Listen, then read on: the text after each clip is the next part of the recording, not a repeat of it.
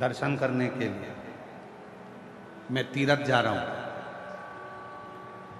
मैं ज्योतिर्लिंग जा रहा हूं। बहुत दूर दूर जाना चाहते हैं, क्यों? क्योंकि वहां हो सकता है कि थोड़ी सी शांति मिल जाए, थोड़े मन में थोड़ी सी शांति प्राप्त हो जाए। घर से दूर क्यों जाना चाहते हैं? क्योंकि थोड़ी सी शांति मिल जाए। पर ईमानदारी से बोलो, घर के बाहर जाने पर भी शांति का अनुभव नहीं होता।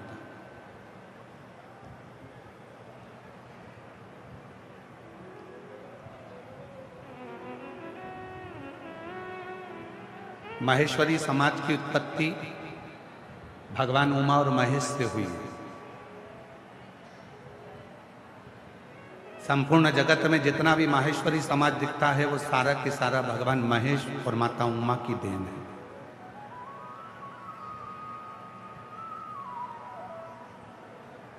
एक प्रसंग स्कंद पुराण का उमा और महेश का आता है।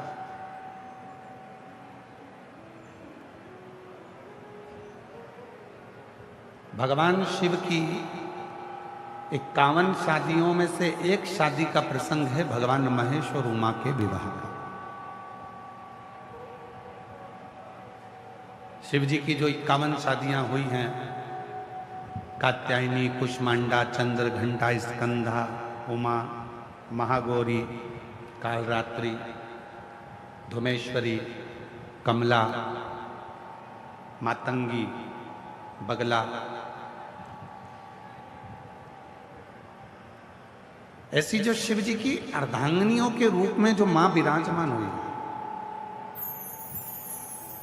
तो उसमें एक नाम आता है माता उमा का, जो भगवान महेश से विवाह हुआ, भगवान शिव से विवाह। और बड़ा सुंदर प्रसंग भीलवाड़ा नगर से इस कथा को प्रारंभ कर रहे हैं। उमा महेश की इस पवित्र आनंदमय लीला से कथा की शुरुआत करते हैं। माता उमा आज भगवान महेश के पास में हिमालय के शिखर पर बैठे हुए।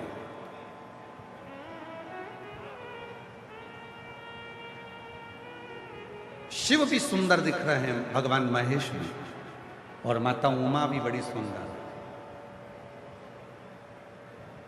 दोनों की दिव्य छटा। कहते हैं भगवान शंकर के 51 विवाह में से भगवान महेश और माता उमा का जो विवाह, भगवान महेश और माता उमा का जो विवाह प्रसंग है, उन दोनों की झांकी का दर्शन करने के लिए, उन दोनों के स्वरूप का दर्शन करने के लिए अप्सराएं प्रतिदिन हिमालय पर,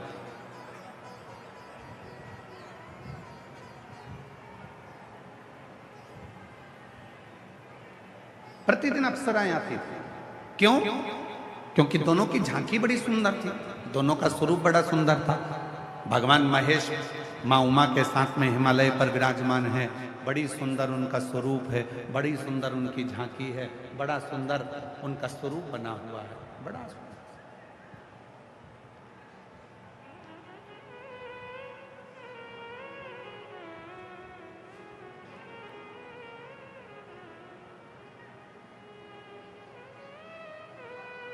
तभी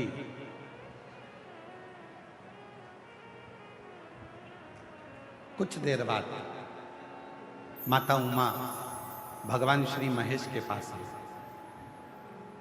कुछ कार्य से चली गई और जाने के बाद में भगवान श्री महेश के पास में आई और भगवान श्री महेश के पास आकर उनके चरणों को नमन करा, भगवान श्री महेश को प्रणाम किया।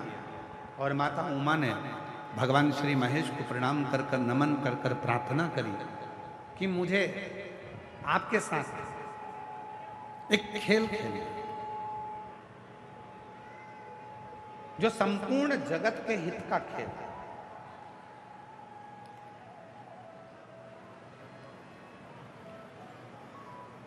और वो खेल कोई साधारण नहीं होगा, जो स्वयं भगवान शंकर, भगवान महेश मां उमा के साथ में खेल रहे हैं।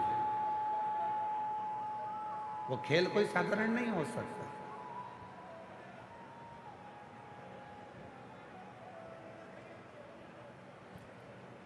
मेरे भगवान श्री राम जी ने बाल्यावस्था में जितने खेल खेले वो संपूर्ण जगत के कल्याण के लिए खेले। मेरे भगवान कृष्ण ने अपनी बाल लीलाओं में जितने भी खेल खेले वो संपूर्ण विश्व के कल्याण के लिए खेले। और मेरे भगवान शंकर ने भी माता पार्वती के साथ, माता सती के साथ, माता उमा के साथ, मां कात्यायनी के साथ, मां कुष्मांडा के साथ, मां स्कंदा के साथ जितने भी खेल भगवान शिव खेलते हैं वो पूरे विश्व के कल्याण के लिए, जगत के कल्याण।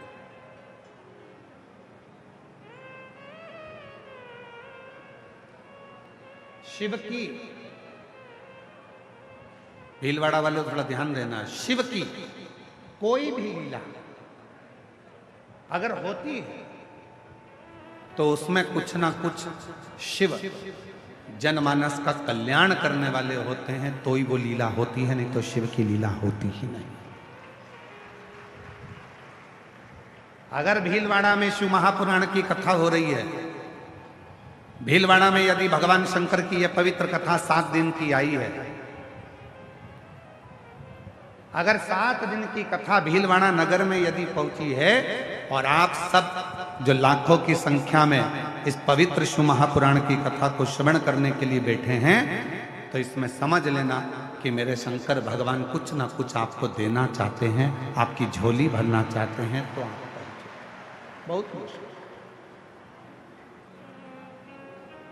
बहुत मुश्किल।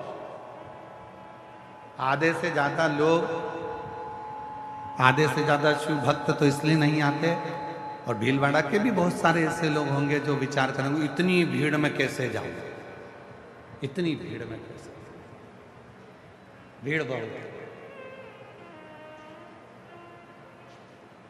गाड़ी पार्किंग में लगाना पड़ेगी, पैदल पैदल जाना पड़ेगा, इतनी दूर जगह मिलेगी कि नहीं मिलेगी। पहले तो अपने दिमाग से एक बात निकाल दो, शिव महापुराण की कथा सुनने आओ तो आगे की जगह देखने के लिए मत आओ। शिव पुराण की कथा में आओ तो ये सोच कर आओ कि जहां बैठूंगी मुझे मेरा महादेव मिलेगा, तो कथा में आओ। नहीं तो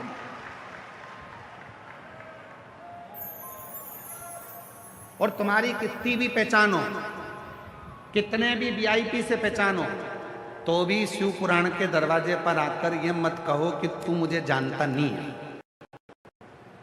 ये नहीं जानता चलेगा, वो जानता। इसलिए वो एक कहते हो रोडों पर लिखा रहता है, निगाह हटी, बोलो बोलो, निगाह हटी और दुर्घटना घटी। इसलिए थोड़ा सावधानी रखना बहुत। कथा सुनने के लिए आए हो, मतलब ये नहीं रखना कि मेरे को कहाँ बैठना है, आगे जगह नहीं मिल रही, मेरी इतनी पहचान है, इतना मैं जानती हूँ, इतना मैं जानता हूँ। कोई महंत श्री बाबूगिरी जी महाराज जी से पूछे, कथा चालू होने के 1 महीना 2 महीना पहले से महंत श्री बाबूगिरी जी महाराज का मोबाइल चेक कर लेना, दे फोन, हमारे लिए कहाँ बैठेंगे, कहाँ जगह होगी, कहाँ बैठेंगे, कहाँ जगह होगी। कभी कभी तुम बाबूगिरी महाराज जी ने भी मोबाइल बंद कर दिया होगा, किसको जवाब दो, कहाँ बैठेंगे, कहाँ जगह, कहाँ बैठेंगे, कहाँ जगह। अरे भैया, हम तो बाबा के भरोसे चलते हैं, हम तो बाबा के भरोसे चलते हैं। ये दुनिया वाले जलते हैं, ये दुनिया वाले जलते हैं, डमरू वाले के भरोसे चलते हैं।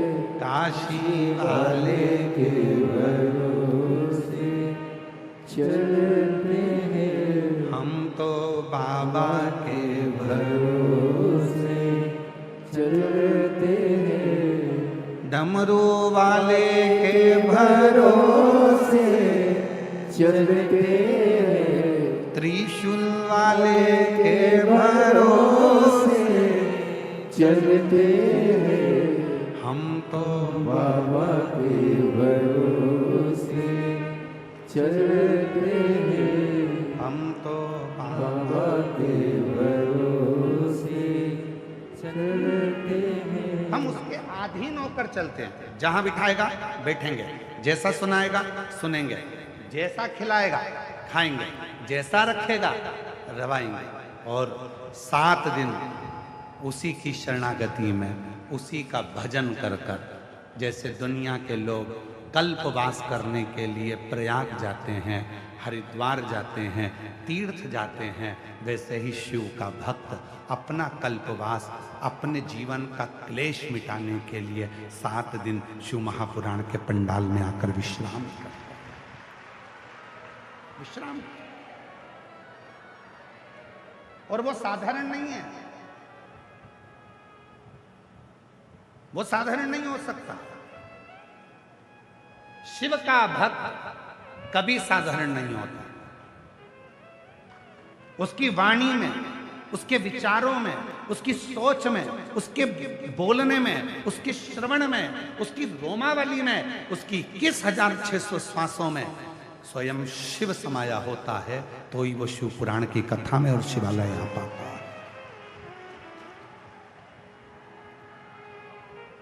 जितने भी शिव भक्त बैठे हैं, अगर आप शंकर के मंदिर में 1 लोटा जल चढ़ाने के लिए जाते हो, शिव जी के मंदिर में अगर 1 लोटा जल चढ़ाने के लिए जा रहे हो, तो ये सोचकर मत जाना कि अनीता जा रही है, कि सुनीता जा रही है, कि ललिता जा रही है, कि कमलेश जा रहा है, कि विमलेश जा रहा है, कि मुन्ना जा रहा है, कि पप्पू जा रहा है, कि धीरेन जा रहा है, कि विजय जा रहा है, कि विमल जा रहा है, कि आशीष जा रहा है, कि प्रदीप जा रहा है। ना ना ना, ये सोचकर तुम शंकर के मंदिर में जल चढ़ाने मत जाना।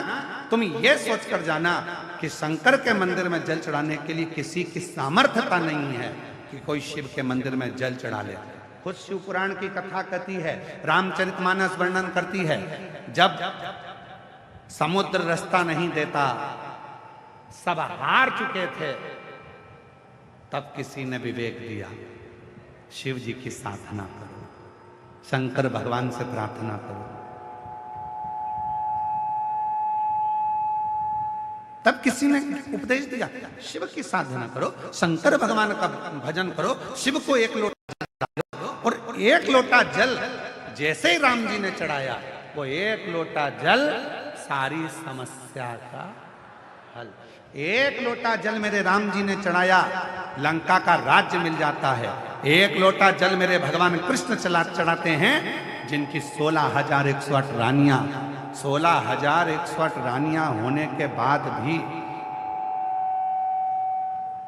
16,108 रानियां होने के बाद भी जिनके घर संतान नहीं थी, गर्गाचार्य बाबा के कहने पर 1-1 रानी के साथ बैठकर 11-11 दिन तक शंकर जी को जल चढ़ाया है, शिव का अभिषेक किया है, पार्थिव लिंग का पूजन किया। तब भगवान शिव प्रसन्न होकर वर दे दिए, तुम्हारी 1-1 रानी से 11-11 संतान होगी। तब 10 छोरा 1 छोरी 1,77,186 बच्चे भगवान कृष्ण के हो गए। वो 1 लोटा जल सारी समस्या का हल। राम जी ने जल चढ़ाया, लंका का राज्य, लंका। और केवल यहीं तक नहीं है,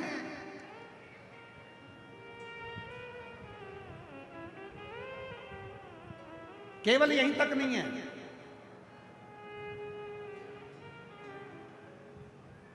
ब्रह्मा जी का सिर कट गया, काल भैरव ने सिर काट दिया, कर्मनाशा नदी उत्पन्न हो गई, ब्रह्मा जी के सिर से बड़ का पेड़ उत्पन्न हो गया। ब्रह्मा जी के चारों मुख नेत्रों से नीर बहने लगे। शिव ने कहा, क्यों चिंता करता, क्यों चिंता करता? साधना करी शिव जी की। शिव ब्रह्मेश्वर महादेव के रूप में विराजमान, वर दिया ब्रह्मा जी को।